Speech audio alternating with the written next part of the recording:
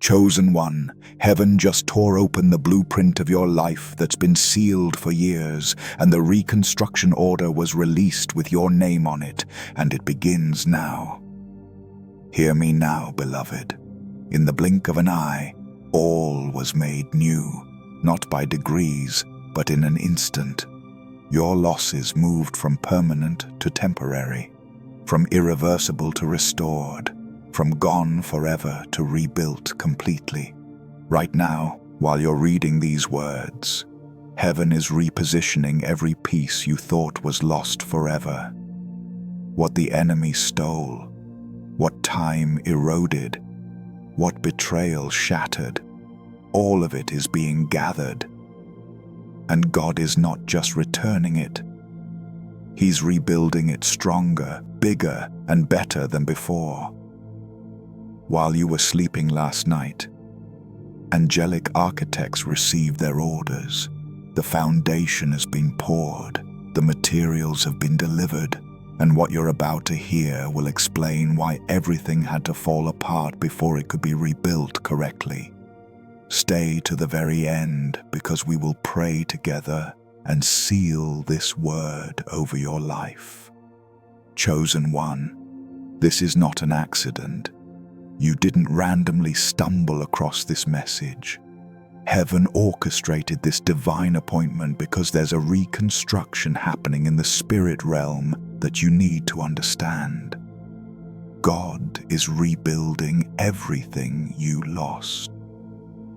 Your relationships, your finances, your health, your peace, your purpose, your joy, all of it. And the reason you need to hear this today is because the enemy wants you to believe the lie that what's gone is gone forever. But that's a lie straight from the pit of hell. Here's what God is declaring over your life right now. I am rebuilding what they destroyed. I am restoring what they stole. I am reconstructing what collapsed. And when I'm finished, you won't even recognize the old blueprint because the new one is designed for glory. If something in your spirit is stirring right now, if you sense heaven speaking directly to you, type rebuild in the comments. Let that be your agreement. Let that be your activation. And join the community of chosen ones who are discovering what it means to walk in divine reconstruction together. Because every day He's revealing more, and you don't want to miss what's next. This is your moment. Here's what you're going to understand before this message ends. You'll know exactly why the loss was necessary, why certain things had to crumble, and what you must do in the next 72 hours to align with the rebuilding that's already in motion. This isn't theory. This is activation. Let's be clear about something. The enemy didn't attack you randomly. He attacked you strategically. He studied your life, identified what mattered most, and targeted it for destruction. Your family, your finances, your health, your faith, your confidence. And he whispered a lie into your ear that you've been believing for too long. It's over. You'll never recover from this. But 1 Peter 5:8 warns us, be alert and of sober mind. Your enemy, the devil, prowls around like a roaring lion looking for someone to devour. Notice what it says. He prowls. He studies. He waits for the opportune moment. And when he found yours, he struck hard. He wanted to demolish you, to leave you in ruins, to convince you that rebuilding was impossible. But here's what he didn't know. God uses the enemy's attacks as the demolition phase of divine reconstruction. Watch how this connects. When a building is old, structurally unsound, and no longer fit for purpose, you don't repair it. You demolish it. You tear it down to the foundation. You remove everything that's compromised, and then you rebuild from the ground up with a better design, stronger materials, and a clearer purpose. That's what's been happening in your life. The loss you experienced wasn't the end, it was the clearing of the site. The pain you endured wasn't meaningless, it was the excavation. The devastation you survived wasn't abandonment, it was divine demolition. Because God is not patching up the old version of your life, He's building something entirely new. And 2 Corinthians 10:4 declares, "The weapons we fight with are not the weapons of the world. On the contrary, they have divine power to demolish strongholds." The enemy came to demolish you, but God turned it around and used that same demolition to destroy the strongholds that were limiting you, the fear that controlled you, the shame that silenced you, the unforgiveness that poisoned you. All of it demolished. This is not about emotion. This is about assignment and alignment. Architected remaining revelation sections with activation framework. Good start. I need to continue with the revelation download sections, 4 to 6 sections, each with, let me continue building out the revelation sections focused on the rebuilding theme. God rebuilds what others destroyed. Here's the first truth heaven wants you to understand. God specializes in rebuilding what others destroyed, not just fixing it, rebuilding it. There's a difference. Fixing means you're still working with the broken pieces. Rebuilding means you're starting with a new foundation and a better blueprint. Listen to what God declares in Joel 2:25. "I will repay you for the years the locusts have eaten, the great locust and the young locust, the other locusts and the locust swarm, my great army that I sent among you." Notice what God says. The locusts, the agents of destruction, they weren't random. God allowed them to clear the field. But now comes the promise: repayment, restoration, rebuilding. And here's what most believers miss. God doesn't just give you back what you lost. He multiplies it. He upgrades it. He restores with interest. Because the God you serve is not a God of barely enough. He is a God of overflow. Think about Job. The enemy destroyed everything: his wealth, his health, his children, his reputation. Everything was demolished. But Job 42:10 reveals the ending. After Job had prayed for his friends, the Lord restored his fortunes and gave him twice as much as he had before. Twice as much. Not the same amount, not slightly more. Double. That's your story. What the enemy took, God is giving back, doubled. Here's the visual metaphor. Imagine a master builder looking at a collapsed structure. Everyone else sees rubble, but the master builder sees potential. He sees what it will become. And he doesn't just rebuild what fell. He builds something stronger, something that can withstand storms the old structure couldn't survive. That's what God is doing in your life right now. Write down one thing the enemy destroyed in your life. Then declare over it, God is rebuilding this stronger than before. What was taken is being restored with increase. The foundation must be right. Here's the second truth. Before God rebuilds what you lost, He rebuilds the foundation. Because if the foundation was faulty, the new structure will collapse just like the old one did. That's why the delay felt so long. That's why the process felt so painful. God wasn't ignoring your prayers. He was fixing the foundation. Matthew 7:24-25 teaches us, "Therefore everyone who hears these words of mine and puts them into practice is like a wise man who built his house on the rock. The rain came down, the streams rose, and the winds blew and beat against that house. Yet it did not fall, because it had its foundation on the rock." The foundation determines the stability.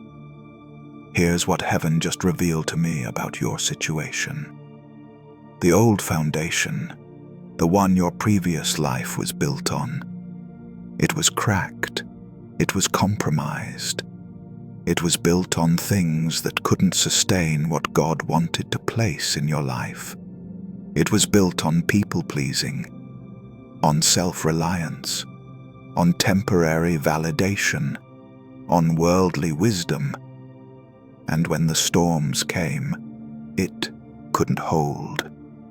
But God has been laying a new foundation, one built on His word, on His promises, on His character, on His faithfulness, and this foundation cannot be shaken, cannot be moved, cannot be destroyed. Psalm 127:1 confirms this. "Unless the Lord builds the house, the builders labor in vain." You've been laboring in vain trying to rebuild on the old foundation. But now God is saying, "Stop. Let me build this. Let me lay the foundation. Let me design the structure. And when I'm finished, it will stand for generations." Here's the visual. Picture a construction site after demolition. Before any walls go up, before any structure rises, there's a pause. It looks like nothing is happening. But underground, deep below the surface, the foundation is being poured. Reinforced steel, deep pilings, concrete that takes weeks to cure. It's invisible work, but it's the most important work. That's been your season. Invisible foundation work. Ask God this question in prayer. What part of my foundation are you still repairing? Then listen. Write down what He reveals and surrender it completely. God rebuilds with better materials. Here's the third truth that will shift your perspective forever. God doesn't rebuild with the same materials that failed before. He upgrades everything. Better relationships, better opportunities, better health, better mindsets, better connections, better resources. In Haggai 2:9, God declares something that sounds almost impossible. The glory of this present house will be greater than the glory of the former house. Not equal, not similar, greater. That's a divine promise. What's coming is better than what was. Let me show you what this looks like practically.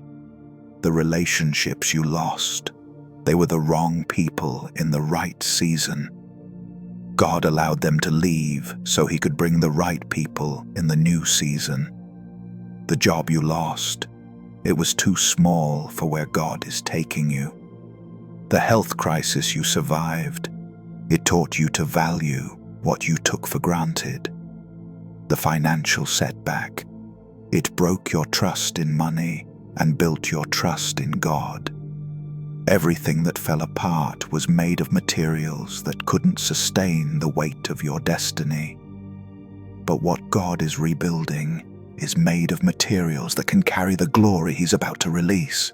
Zechariah 4:10 asks a powerful question. Who dares despise the day of small things? The rebuilding starts small. The first signs are subtle.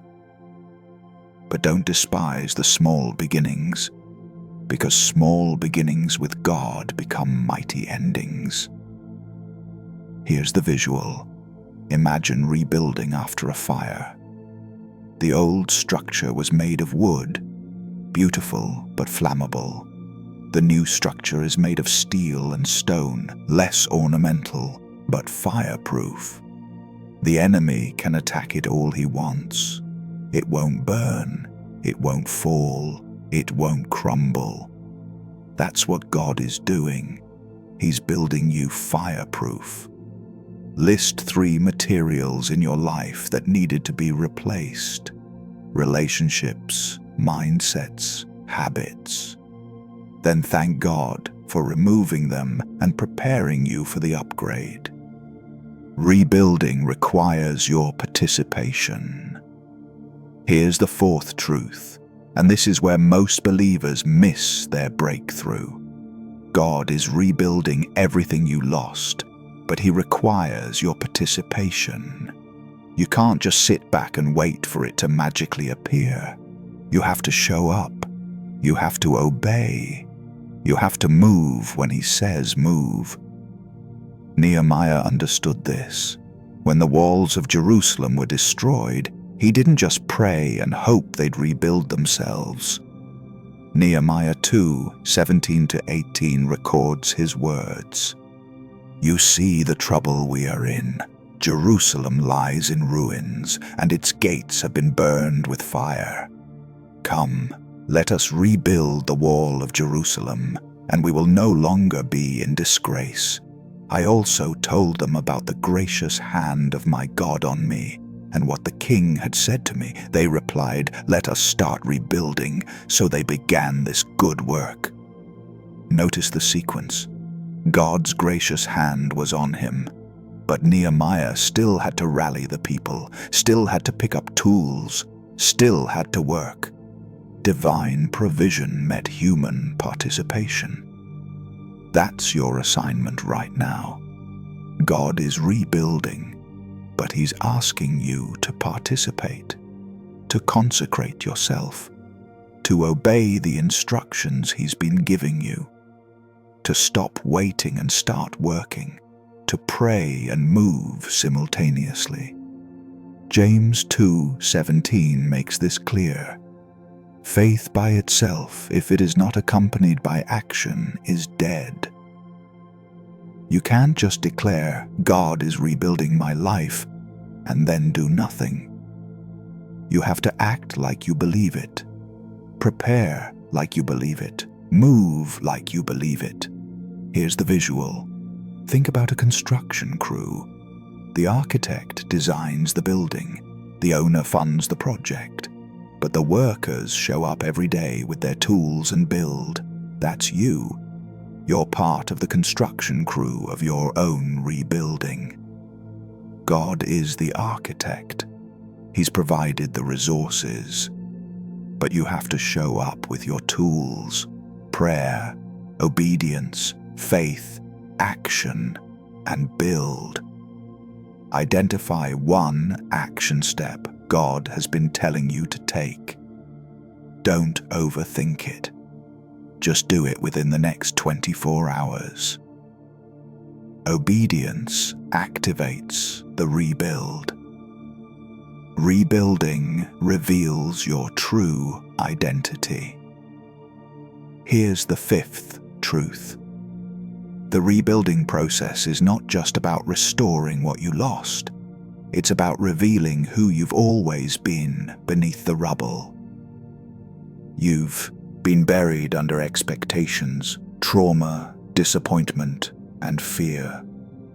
But God is excavating the real you, the authentic you, the you He created before the world tried to reshape you.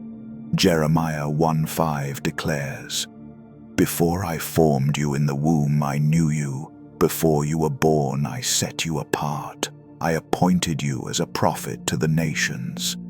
You were designed with intention, encoded with purpose, and everything that's been stripped away was only removing what was never meant to be there in the first place. Here's what most people don't understand about loss.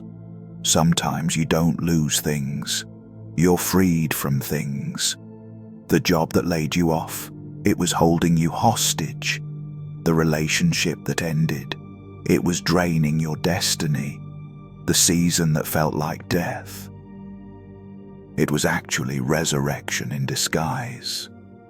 Romans 8:28 promises, "And we know that in all things God works for the good of those who love Him, who have been called according to His purpose." All things, even the painful things, even the devastating things, even the things that felt like the end.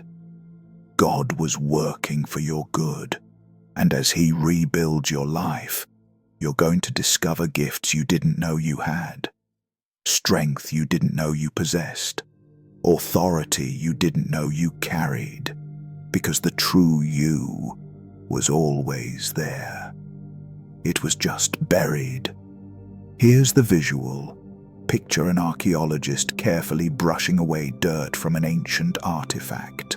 Layer by layer, the true form emerges. It was always there. It just needed to be uncovered. That's you. God is brushing away the dirt of trauma, rejection, and false identity. And what's emerging is glorious. Complete this sentence in your journal.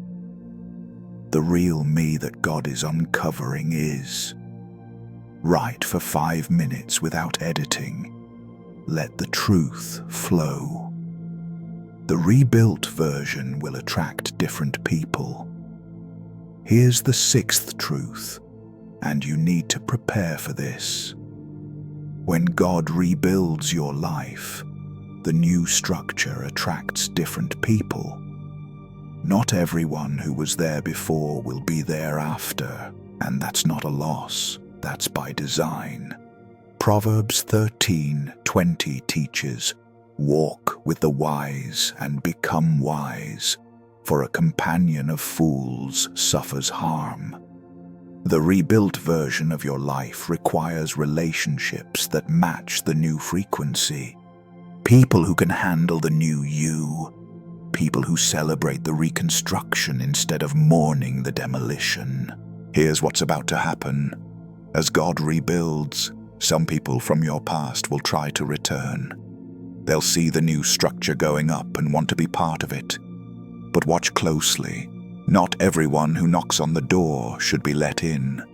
Some people were only meant for the old season. And if you let them into the new season, they'll bring old energy into a new structure. 1 Corinthians 15:33 warns, "Do not be misled. Bad company corrupts good character." Protect the rebuild. Guard the new structure. Be selective about who gets access, because the wrong people in the right season can delay everything God is doing. But here's the flip side.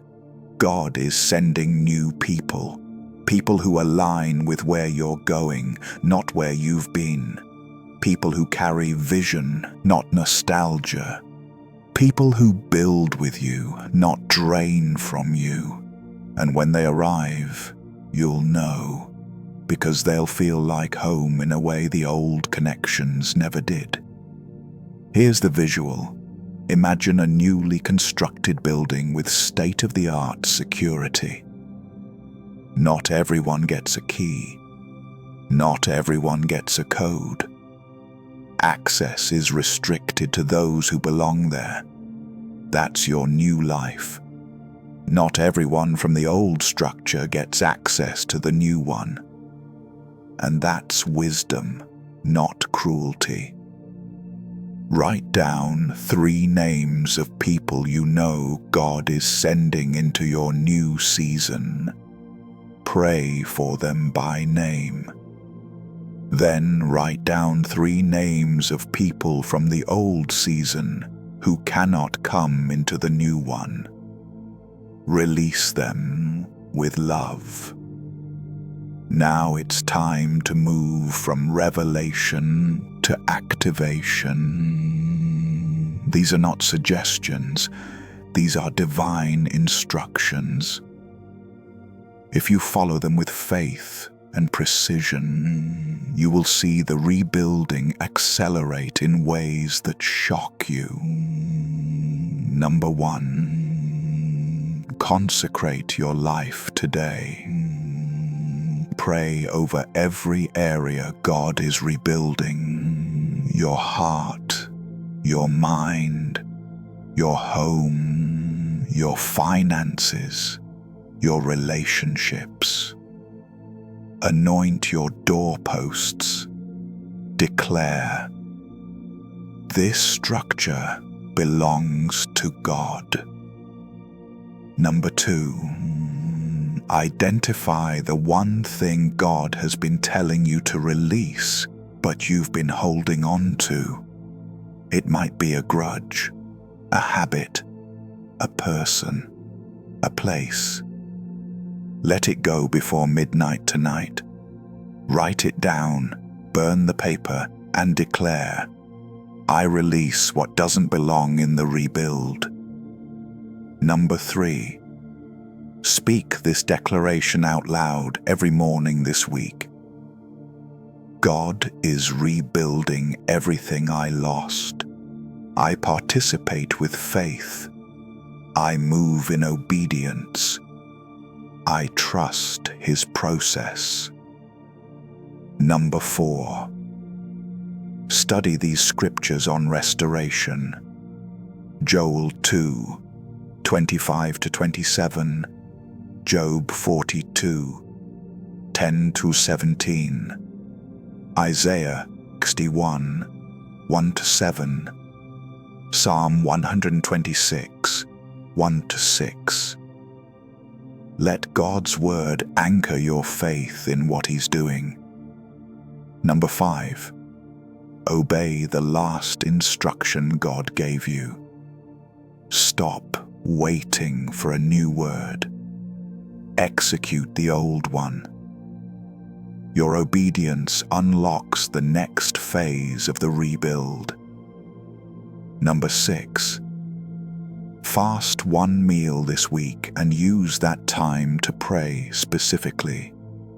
God, show me what you're building. Reveal the blueprint. Give me eyes to see and faith to believe. Number 7, cleanse your atmosphere. Remove anything in your home, on your devices, or in your schedule that doesn't align with what God is building. Music, media, relationships, habits. Audit everything. Number 8, journal daily for 7 days. Write 1 sentence each day. Today I saw evidence of God rebuilding.